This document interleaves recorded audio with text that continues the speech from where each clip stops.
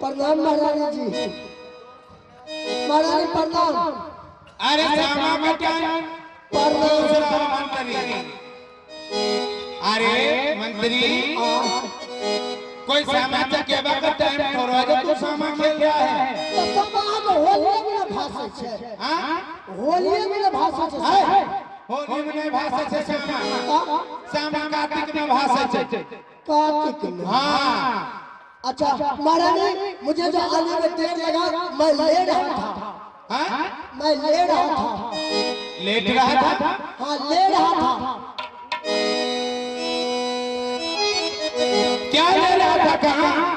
मैं सोच के लेते हैं, दिन को लेते हैं, रात को लेते हैं, सुबह को लेते हैं, शाम को लेते हैं, दिन में लेते हैं, जहाँ फिरे अच्छा क्या लेते हैं? भगवान के नाम।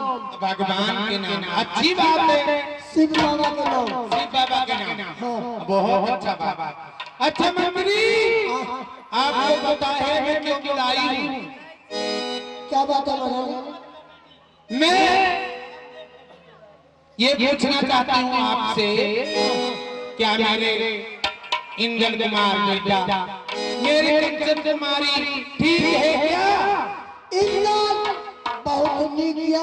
अच्छा और कंचन अपनी अपना बाड़ी में नहीं फाड़ने से।